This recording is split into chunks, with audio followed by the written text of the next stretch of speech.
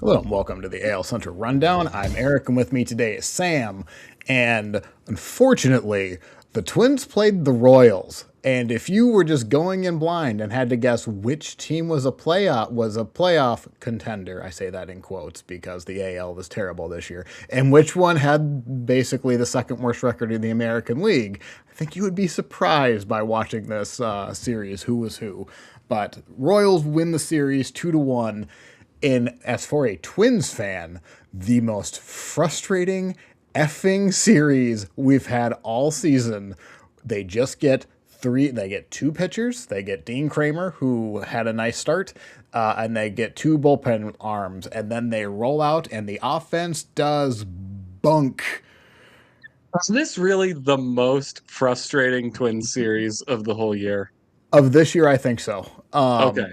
The only one that would have been compared to it was the Royals series if the Twins didn't have the two walk-offs last week. Okay. Yeah. Unless you can think of one, like, I mean, granted, this is like the first play. This is like the first series that the Twins bought at the deadline, and this is like Mm, expectations are actually kind yeah. of set because you're Yeah. going for the playoffs. The first half of the year was just like, we're happy to be here. I mean, yes, it is all in quotes. When I say the Twins are Going going, for the playoffs. because the AL is so tragically mediocre, the Twins are in a playoff hunt and they acquired two players. So when I say they're in the playoff hunt, I mean like in a normal year they wouldn't be. But Hmm. this year they can pretend that they're in the hunt. They're not Yes, I was in a about to say playoff hunt. it's you would laugh at the thought of a team that has been consistently below 500 basically the entire season as a playoff team or a potential playoff team, but this year it works. We're going to see, but we may have learned something. Oh, anyway, let's just start talking about the games because it, oh, it made me sad. What didn't make me sad, though, and I will always say it, I cannot cheer against Randy Dobnak, and he was the starting pitcher for the first series for the first game. But also the same game they honored Salvi for passing George Brett, so that was a kind of a cool Hmm. moment. They made the little silhouette behind George Brett showed up. So yeah, that was kind of He cool. George does kind of like sort of have a role with the team, like kind of not really. So he's around sometimes. So I would imagine that this was just he just he was like, well, all right, time to show up Yeah, in time town. to do stuff. I picture him like just in the stadium all the time, and like if he has like if he's part of the team, I think it's like probably like a special advisor or something. His Mhm. name tag just says George effing Brett, and like no, he doesn't need a title. He's just George Brett. Yeah, I think that this was a really nice little thing that they did for him, and they had a little poster giveaway that they did for Salvi and all this, and the silhouette behind home plate was very nice to see, and very nice to see that he actually was able to. He's kind of not like fully, He's not uh, Salve, but he not no, was he isn't reminiscent. full. Yeah, but he's been heating up in the past couple weeks, so that's good to see with him. I'd also say so. I just kind of made a quick note. So Witt and Caglione were 5 for 9 in this game. Uh, Hmm. I think Witt had a double. Caglione still second. They each had 3 runs. I think the Twins allowed Kansas City to score in the first inning 2 of the 3 games, and it was just like Hmm. you're just giving Kansas City an early lead, which is like really frustrating because like it just hasn't been a good offense in Kansas City, and these were not high scoring games. And if you could just get out of the first inning, you would be fine. But they Hmm. couldn't do it. So, and then just Well, Bobby Witt just kills the Twins. Also, it's amazing what can happen when you just plop Bobby Witt Jr. down into into the lineup after a 2 week absence. It's good to it's interesting that that's a winning formula. it shouldn't be surprising that inserting a top 3, 5 player in the world makes your offense much better. But man, Hmm. is he just so annoying to face because like you're almost just admitting this is going to be a base hit. And if it's a base hit, he's going to steal second. And then some BS is going to happen. He's going to end up scoring. Like, he's just infuriating to play against. Yeah. Yeah. And I mean, the other thing was prior to this, Caglione hadn't been particularly hot. And he's come on, I think he's got maybe like a 7 or 8 game hitting streak now at the time of recording. So he's heated up a little bit too. And it's good to see him, playing to that level. Yeah. But again, as you alluded to earlier, Randy Dobnak has been an absolute just like where did that come from? Right. I'd say a breath of fresh air, but like it's been like an oxygen tank. Like maybe. I mean, he is playing to the point where, like, I don't know, just give him a contract for next season. Well, that's kind of like what I really hope for him is at least like he's done enough in this stretch to at least Kansas City can go into next year like, okay, he can just be the 5th starter. Like, let it happen. Or just an extra guy in the bullpen, something like that. But yeah, he has 1.6 B WAR since he started. He only has pitched. How many innings has he pitched? Probably like 40. 31 innings. 31. Okay. So if 1.6, I mean, I think that pace, he'd be on like a 7 or 8 WAR pace if he kept up what he's doing. Now, there are signs he's not this good because I don't think it's going to surprise anyone. Randy Dobnak isn't this good, but it doesn't matter. And of course, there's a difference between what someone's on pace for and what they would actually do over a 162 game season. But like, I don't know. If we want to give him a 1-year deal, $3 million, $4 million for next year, I mean, I would just do that. I'd do that now. Yep. I mean, so, I think he's done enough to at least get a major league job next year, which by the way, he's basically, the Twins had him for a while, obviously traded him to the Tigers. He went to the Mariners, didn't get to see any playing time. And then Kansas City just we need someone to cover innings, just gives him a shot. And he's been a really nice spot for them. No, it was literally, he was on the scrap heap. Yep. Like the scrap heap that's like not even the main scrap heap. Like the scrap heap adjacent to the other scrap heap. This is before they bring George Brett out onto the mound. Yeah. This is before Tyler Tolbert gets his like 9th pitching appearance of the year. And then just to kind of give you an idea of what the Twins, when I say this game was frustrating, so the Twins on ball had 17 balls that were hit over 94 miles an hour. Do you want to guess how many of them actually went for a hit? 17 balls hit over 95 miles an hour. 94. I'm going to say in just the game? In this game. Oh, like 2. 4, but 3 of them were singles, and then Josh Bell murdered a ball late in the game when it didn't matter. If you add up, I did this because I was frustrated. If you add up the launch angles and then average them out, they averaged a launch angle of 10, which is exactly what a ground ball is. And that's what all Dobnak does. He's a splitter guy.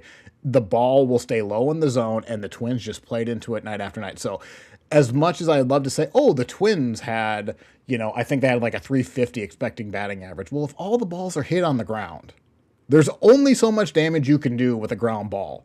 And especially when Bobby Witt and Massey's a good defender, and I forget who's at third base, but Aslo Caglione I thought looked pretty good at first, which I guess is his natural. That's what he was drafted at, and because of Pasquantino, they moved him to right. But I mean, it was frustrating, that is for sure. But it is what it is. Yeah, but good. Another good performance by Dobnak, and then. Tacked on a couple runs at the end and really gave. By the way, Joe Ryan, I don't know what happened to him when it comes to his career stat against the Royals. because prior to this season, he was nails Yep. against the Royals.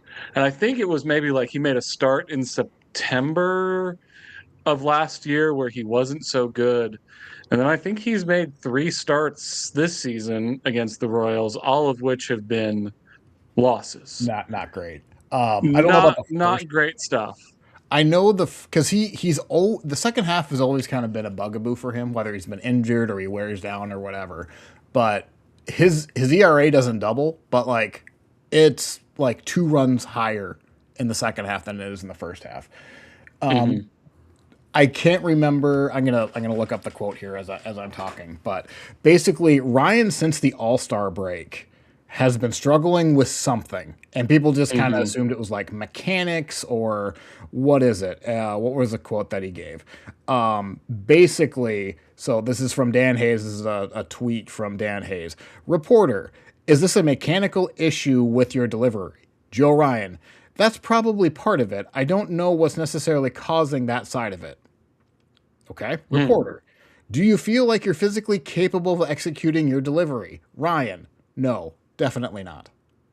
Hmm. Then why are you pitching? Like, what are we doing here, Joe? Like, and then the next day, he gets put on the IL with a mild left glute strain. So, Okay. yeah. So I'm not telling you like Kansas City hasn't played him well because, like you said, last year in September, this year he has not looked good against Kansas City, including back-to-back Yeah. starts. So even if Mhm. you want to include the literal pain in his ass as the reason the last 2 starts didn't go well, there's 2 before that that he also didn't look that great. So it is whatever. I just Mhm. also, I'm pretty sure like Kansas City just has something on Joe, whether he's tipping or whether he's doing something like it's just they've been too well against him to not have something. Plus, Yeah. the glute. Yeah, Mhm. that was Well, interesting. I can tell you prior to September of 2025, Joe Ryan had never lost against the Royals. And the most runs he had given up in a start against the Royals was 2. And since then, he has taken the loss in 4 out of 5 starts Yeah, against the Royals. And he's given up 5 runs, 5 runs, 1 run, 4 runs, 4 runs. So clearly the Royals have attained some sort of scouting right. report Yeah, uh, against Mr. Joe Ryan. right. Yeah, we'll see. I mean, it is interesting because do you remember? I think it was almost like Joe Ryan and Bailey Ober tagged each other out because before Joe Mm-hmm. Ryan went on this slide, like Bailey Ober would just get mashed by the Royals, and I'm talking like 8 runs in 4 innings mashed. I remember opening day like 2 or 3 years ago, and I want to say there was a start last year where it was just like, okay, well Kansas City can just light up Bailey Ober. It's probably just a bad matchup for whatever reason. Ober's been fine in his last couple of starts against the Royals, including a good one at the end of this series. But yeah, Joe Ryan just again they hit tag and it's Joe's turn now to go through the gauntlet of Kansas City. That For vaunted sure. lineup that everyone is so Mm-hmm. scared about. Let's transition to another pitcher because, and this goes into the next game. And honestly, there's not much in the next game other than to talk about Noah effing Cameron against the Minnesota Twins. 6 games pitched, 39 innings. He's 4-0, has a .69, nice, ERA, and 40 strikeouts with 7 walks. Like, unbelievable against Mm-hmm. Minnesota. I also thought it was interesting. He's now, at least in his last 2 starts against the Twins, he's calling his own pitches now, Yeah. which good for him, I guess. He's still fairly, what is he, 25, 26? I think 26. 20, yeah, like, and to go against like Salvador Perez, who I believe caught him in both games, to call his own pitches, that's an achievement, I Yeah, guess. and Like, I don't know because he was struggling quite a bit earlier in the season, and he's turned things around. He's had a couple of really good starts in a row, not just against the Twins, but the last maybe 4 or 5 starts have been pretty good for him. I'm guessing that that's some kind of adjustment that the team has made to, try to knock something loose with him. But clearly that was a winning strategy there. Well, I'll also point out too, like as much as I would like to dump on Seth Lugo and Waka as far as their future value, that's a learning tree, both of Yeah. them. You can learn a lot from both of those men. So if Cameron's just going up to their bullpens and they're just kind of trading ideas, like that's incredibly valuable. Plus Salvador Perez is in there too. Like you can learn a little bit about pitching with that. Yeah, and I think he has made some improvements this season over last season, just in the way that he's, you know, just in the way that he's bounced back from not being quite as good. So I do think he's gonna be a good asset for this team going forward. And if he ends up having a career similar to Michael Waka or Seth Lugo, I mean, you know, Yep.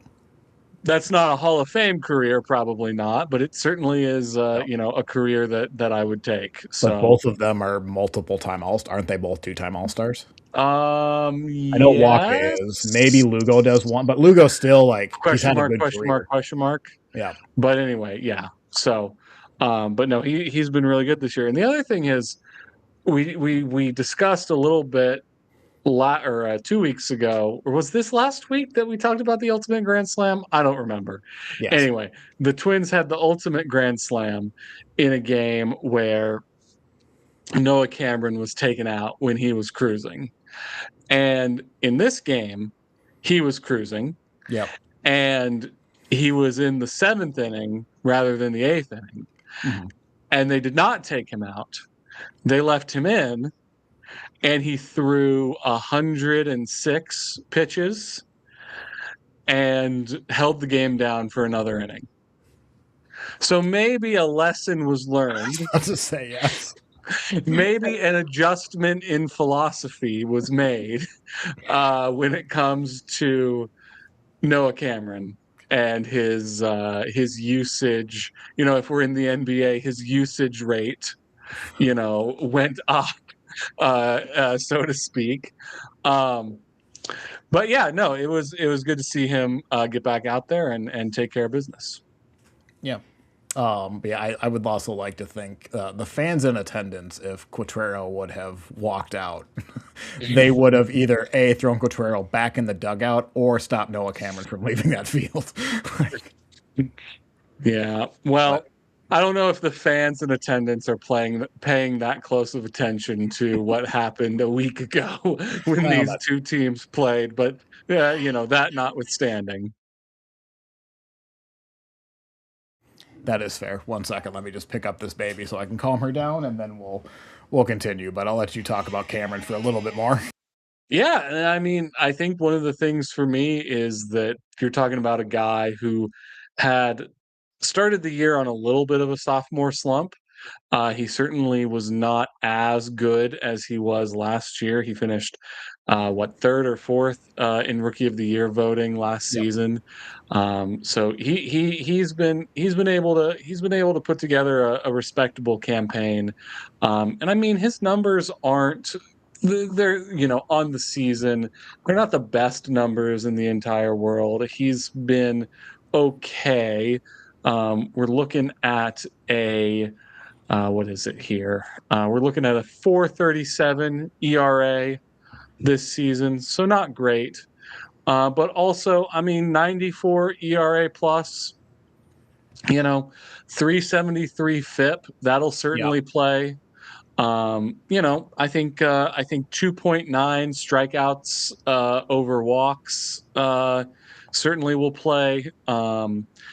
Home runs are kind of but certainly walks are up. But certainly I think he's got a good career in front of him. Yeah. I mean, I would believe next year he will be the probably the best pitcher in the rotation. Um, I feel like his stuff is better than I think it's shown. His whip Yeah. is a little bit higher than you would like, but it's it's 1.2. It's slightly high, but it's not what you want. But he's fine. He has enough stuff that I think Yeah. you can play with that. Yeah, and I think the only factor would be if Cole Reagans comes back and looks even Yeah. remotely playable, even remotely healthy next season. That'll be a big determining factor there. And I mean, here's the thing: look, the Royals have been really bad injury wise this season, Yeah. especially when it comes to starting pitchers, because not only did they lose Reagans for most of the year, they lost Chris Bubich for most of the year. Yep. They lost a lot of the guys who were like sort of the depth pieces. Well, They even just lost Luinder Avila and yeah. Stephen Kolak to Tommy John surgery. So I mean, it's been really, those the ligaments on this team, the UCLs on this team, have not been particularly strong for these guys. Yeah. And there's nothing you can do about it. But also, do you know this is about a week after the trade deadline? The Dodgers picked up Bubich. Mm-hmm. I guess I was under the impression Bubich was just not returning this year. I'm assuming there's a small I chance he think might. I think he's going to return. Okay. I think that is the plan. I think he's going to make some rehab starts Right. at some point. And I mean, and I from what I heard is that it's probably going to be closer to the playoffs right. if slash when he returns. But I Woo. believe the plan is for him to return. Right. And like he's going to be in the bullpen because the Dodgers have the best rotation possibly ever if their I names are mean, actually healthy. But you uh, say that they've just lost 7 in a row, dude. right. That I mean, dang tear. maybe they need to knock something loose at some point, and they throw Chris Bubich out there for a start. I mean, who? Are we not sure that Scooble wasn't actually like a double agent and he's actually just there to sabotage? I don't think I don't want to call someone dumb, but I don't think Scooble is savvy enough to be a double agent. I don't Well, think he would work well in the intelligence community. maybe it was a big brain play then by the GM of the Tigers. Like Tarek's going to do a lot of damage in that clubhouse. He just doesn't know it. Yeah, And yeah. he has So said some things, but he's not in the division anymore. So I really don't care about Tarek Scooble anymore. he's a little. Let me say this: Scooble seems like a very naive person. I can believe it. I think he's got a little bit of naivete to him, and I don't know if that is gonna. I don't know how that's gonna work for him in the city of angels, good old Hollywood, California, La La Land, as they call it. But not only Los Angeles and whatever team is willing to give him $500 million, it's probably going to be a pretty big market. None of those are going to be particularly, forgiving for him, especially Yeah. after he has the contract. So anyway, it's enough about Tarek Skubal. He's dead to us now. Let's talk about Game 3, which I would argue is the best game. Well, yeah, it was certainly the most exciting game. And I think if we're looking at this from the Royals' perspective, I think it is the most, what do I want to say? The most accurate Yeah, depiction, microcosm of this Royals season. I think that's true. And my note for the overall of the series is it's really hard to take advantage of Casey's bullpen when all the starters go into the sixth and seventh inning. Like, Yeah, yeah. Well, and the other thing is, I wouldn't even call this a bullpen at this right. point. I'll go back to my previous statement about scrap heaps because that's what this is at this Yeah. point. And you get to the sixth, seventh inning, and the scrap heap comes into the game, and you're just hoping that you get like you're just flipping a coin, basically. and you're hoping that you get 3 heads in a row. It almost like it very much reminds me of the Twins at the start of this season with their bullpen, where it's like everyone is terrible. Uh, I just hope this doesn't blow up in our face. Yeah. Yeah. Which is not a great spot to be in. No, it isn't a great spot to be in. And I think part of it again is look, the beginning of the game went pretty well for the Yep. Royals. Michael Wacha pitched well, scored some Yep. runs early. Were able to hold on to a lead for a little bit. Bobby Witt Jr. was 3 out of 4.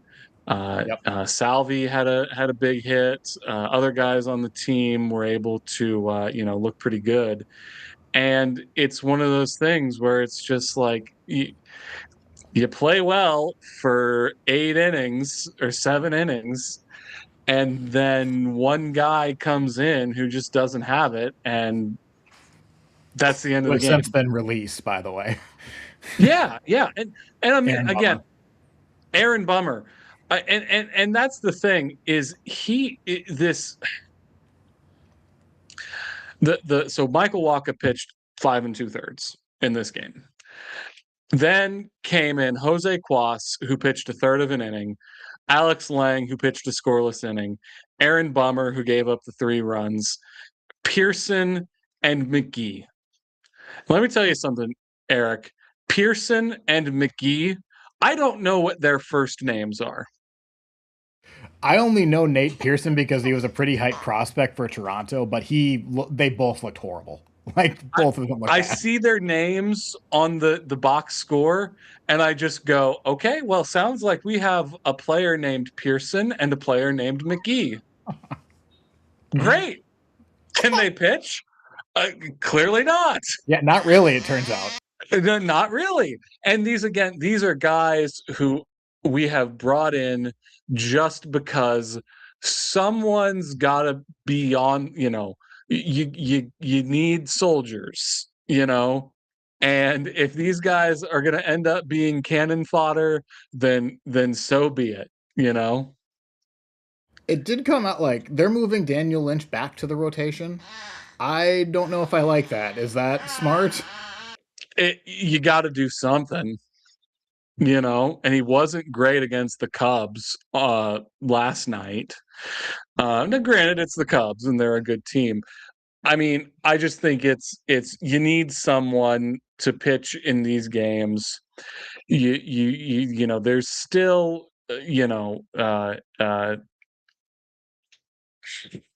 I mean, you gave Randy Dobnak an opportunity, right? And he took that opportunity and has run with it. I don't know. Maybe Daniel Lynch the fourth does the same thing if you give him a start and he's really good. Now, he wasn't very good against the Cubs, and they ended up bringing in Mason Black, who pitched the majority of the innings. But again, it's one of those things where it's like either we sign another guy off the street or we just throw someone in there and see if he knocks something loose. So, and historically Lynch hasn't been good as a starter. So I'm hoping that that's just a 1 game experiment. Yeah, I guess I was really kind of hoping because like he's looked pretty good in the bullpen. Oh, I'd rather just keep him there as like because like the rest of the season doesn't matter for Kansas City. Just keep him there to me. Keep him there, and maybe he can be someone who can be a top end reliever next season, and maybe he can be someone who gets dealt in the off season for for a larger piece. Yeah. I'm a But little surprised. it is. I'm a little surprised there wasn't a little bit more trade buzz around him if Kansas City was willing to trade him because he's looked pretty good in the bullpen, but he was also Kansas City might not have been interested in trading him either. Yeah, and it's one of those things where like I get it. I get why you don't trade him because, again, someone needs to pitch for this team, right? You got another 40 some odd games to go this year. You got to have someone on the team to fill spots, and just continuing to, like I said, 4 out of the 5 guys who came into relief in Game 3 were not on the team in April. 4 of the 5 guys were brought in mid-season. And I don't dislike all of these guys. Like, I think Jose Cuas is a decent pitcher. I don't know. By the way, McGee's first name is Easton. Yep. The only reason I know that Easton. because it's on the Baseball Reference page that I'm looking at. Other than that, I wouldn't know it. So Yeah, I mean, he's 28. He's pitched he's pitched here and there a little bit. He got a couple cups of coffee, pitched in like 15 innings for Milwaukee last season, pitched 2 innings for Milwaukee this season. So I don't know. He's pitched 3 1/3 innings, given up 1 run for the Royals. So, I mean, relievers are who weird. knows? He might be something, but yeah, I do like the Twins. I don't think necessarily played this well. Pearson just couldn't throw a strike, so they just waited him out, and then Brooksley, when the bases were loaded, just snuck a single through between the first and the second baseman. Yeah. Without that, though, the Royals were going to sweep the Twins basically for the second week in a row. Because I don't want to say like last week, even though the Twins won the series, they were not the better team at all. I mean, you're not wrong, and it's one of those things where I don't know how closely you watched the NBA Finals this season, but there's that stat about how the Spurs were leading in the NBA Finals for like 78% of the finals or something around there. And it's like, well, it's not about just leading for most of the game. It's about having the higher score at the end of the game. Yeah. And when you are a professional team and you're playing in a professional sports league, being able to hold on to a lead is just as important as getting a lead. Yep. So the Royals are playing, I would argue, not Major League Baseball this season. They're playing very amateur, immature baseball. Yep.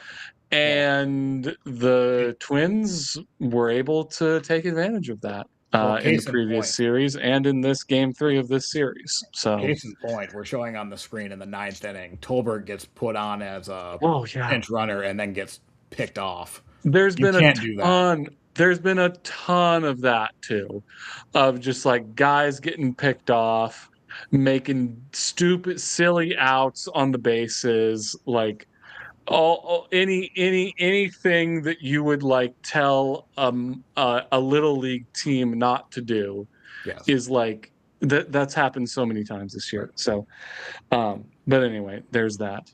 Do you have any more thoughts on this series, by the way? Not really. I did want to do because I thought it was funny on the ESPN broadcast they had Perez mic'd up like for his at bats. And it was one of the funnier lines that I've heard. They were talking about Jack Caglione, who was batting while Salvi was on deck.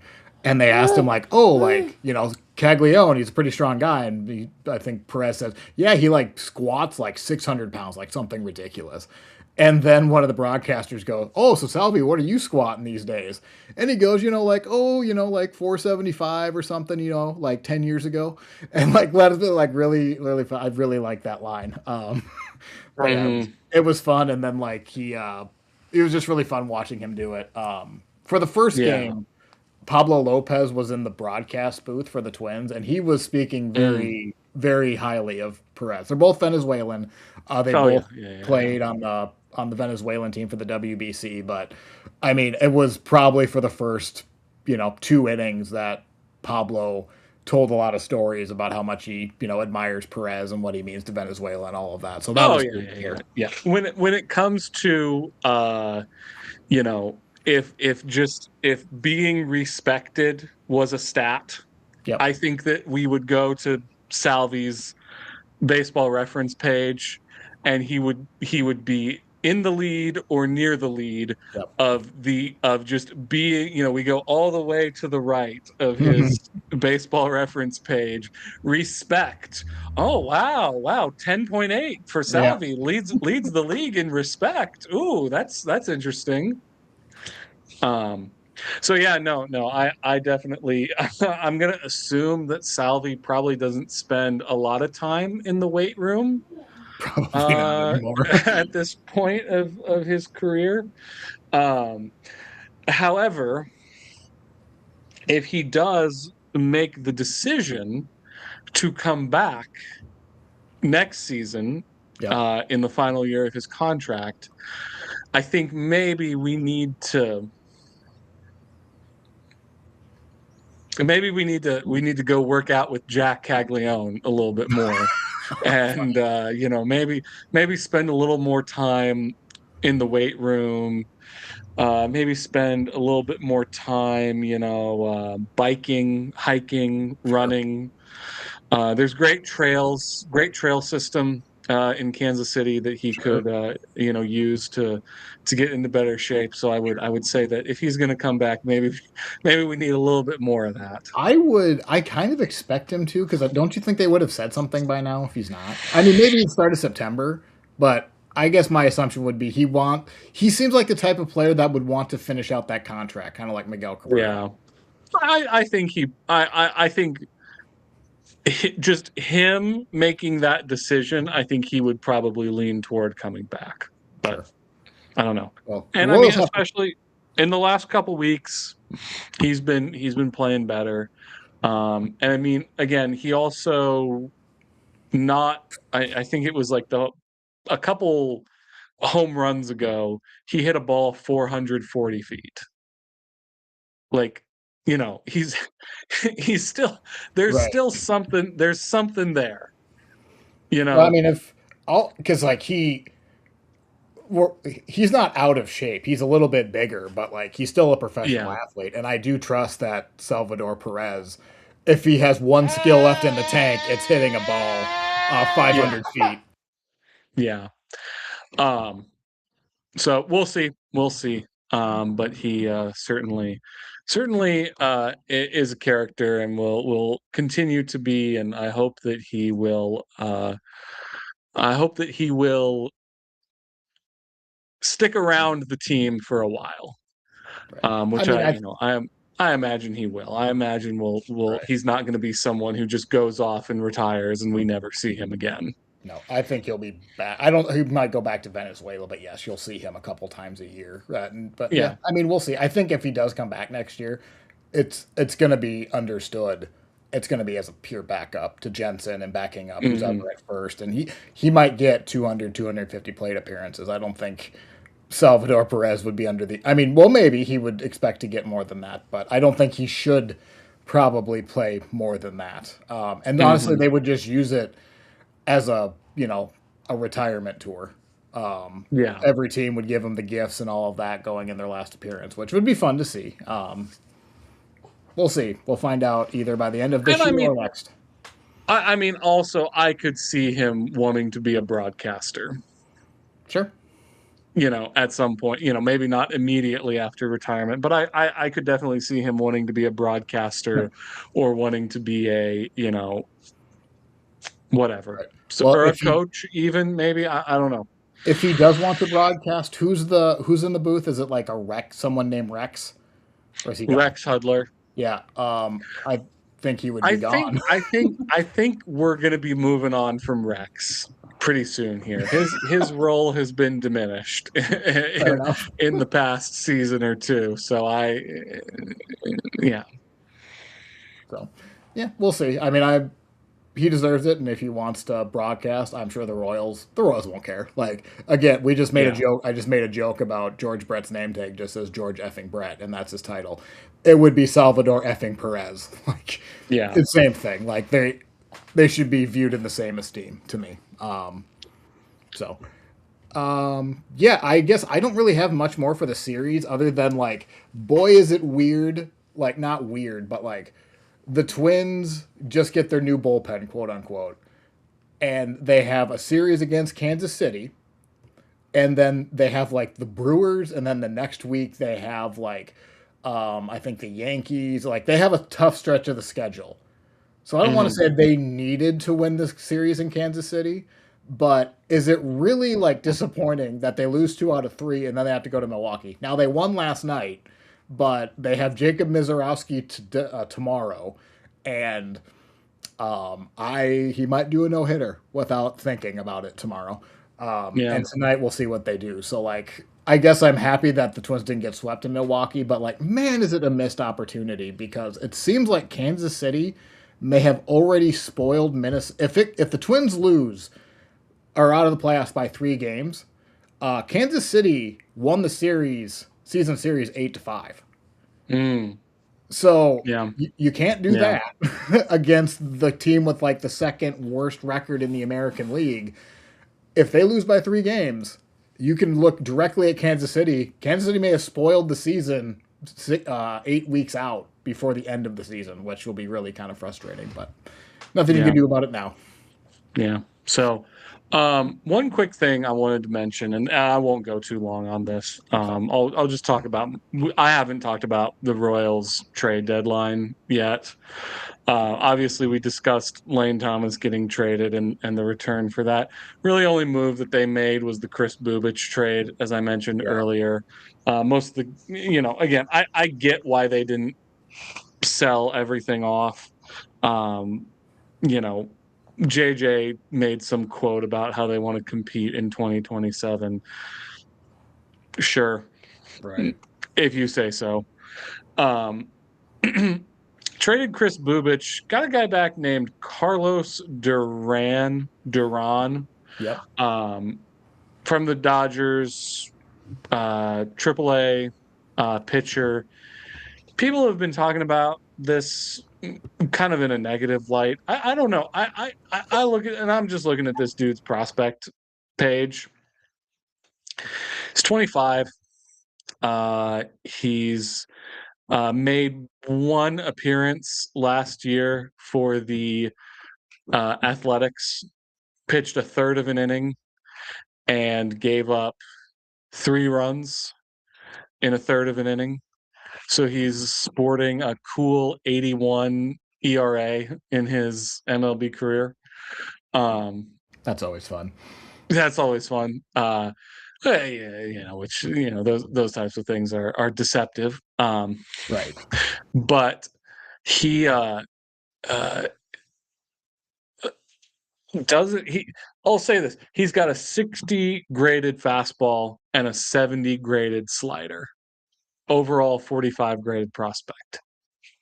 I mean, I don't know.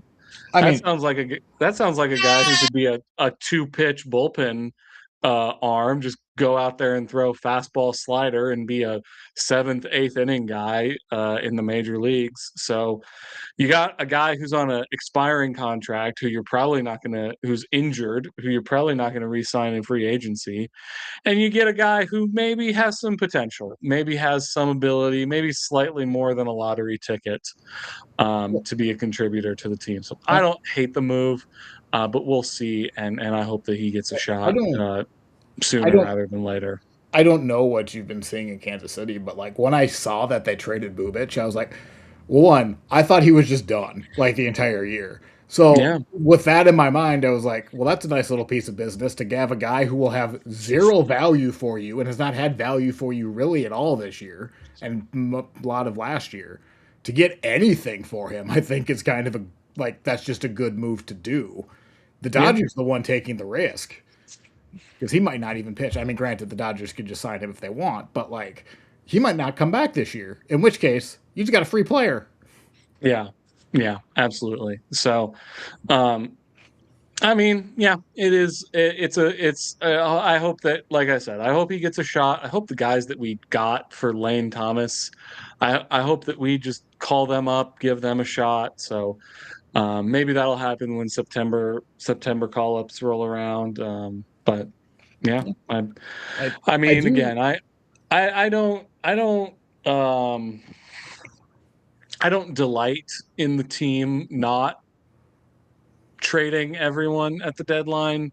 Right. I understand why they didn't do it, and I just hope that we have an aggressive off season, and I hope that we, I would like to move on from JJ at this point, but Yeah, we'll not the see. first time I've said that.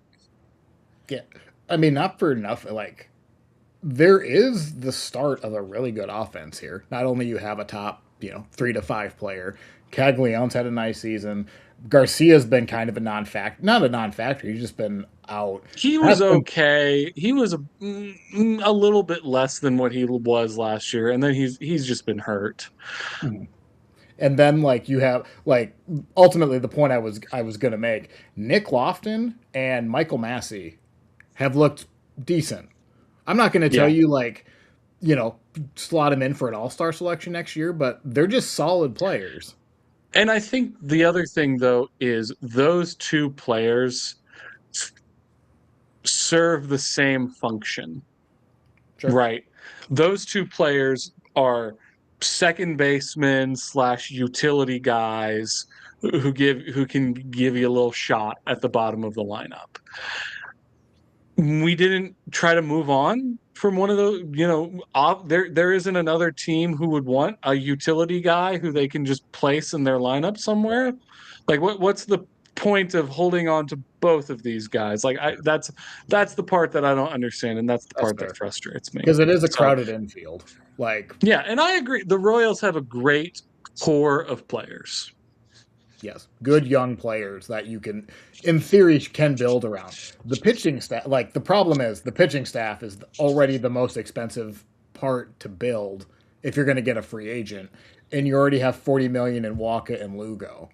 And, like, I don't, I can buy the logic of keeping on to both of them because, like, I think I would have probably traded Lugo for literally anything so I could use his salary next year on another $20 million pitcher I might really view have upside in.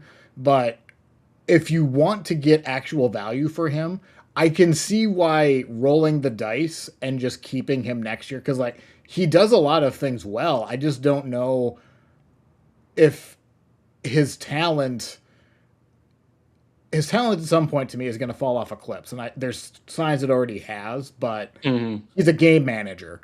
So all he needs Yeah. to do is throw one of his, 11 pitches in the right spot and he can make it work. So I mean, Yeah, and I I mean, get it. again, when a pitcher gets to that age, um, it kind of just becomes a coin flip every year, you Yeah. know. Um, but yeah, no, I mean, look, and here's the thing: I've called for the Royals to restructure things. I mean, I'm not gonna, if there's a big restructuring, if JJ gets fired and we clean house in the Royals front office, I'm not gonna post the Hitler dead meme in our uh Discord chat if that happens. Yeah, Uh, please don't. uh, well, you know what the meme I'm talking about. Vaguely, yes, but if don't look it up and show it on screen, whatever you do. Oh no no no no no no no! Hold on, it's the one where all the guys are reading the newspaper. Okay. Yeah, yeah, yeah, yeah, yeah, yeah, The yeah. one where the guys are reading the newspaper and the headline just in big bold letters just says Hitler dead. Um. Yep. Anyway, Yeah. point is, uh, uh, I'm not going to use. I saw that meme being used recently. I'm not going to use that meme if the Royals make some big changes this offseason. But I do think that it is a time of where change needs to happen in this team, and sometimes you don't want to change things, but you need to. So Right. that's what I hope we see in this organization. I think at the very least, the entire pitching coach staff will be let go Oh because you yeah, can't yeah, be this bad and expect to keep your job, even if you kind of believe that they're good. Like yep. some heads will roll. I don't think it'll be Piccolo. They just extended Quintero. I know I still say that name Hmm. wrong, but sue me. At the But beginning of the season. yeah, but like he's making what 3 or 4 million a year. Like they can cut that easily. They're just gonna pay him for the next couple of years to do. Yeah, and I mean, I think it would be unlikely when you sign a guy to an extension, you don't fire them during the middle of the season. Sure. It would be less of a faux pas to fire him at the end of the season. You Sure. know what I mean? Like you sign someone to a 3-year deal after one, and like, the NFL, they do this all the time. Like there's so many teams that just have like dead coaching salary Hmm. uh all over the place. But time for change. Right. Time for change in this organization. So we'll see if that happens. Okay. Well, I think on that sour note, unless you really want to relive Noah Cameron's greatness again, which I certainly don't, I think we can probably call it at that. I think we can. So we will be back. I mean, it's Saturday now. We'll be back sometime tomorrow with our normal recording and kind of go from there because we need to talk about Chicago's Will Venable, uh, which is a teaser because he did one of the stupidest things I've ever seen a manager do. And you Yeah. know what? I'm not even going to say it on air right now. You're going to have to listen to the next episode when we make fun of him a lot. So with that, we'll see you guys later.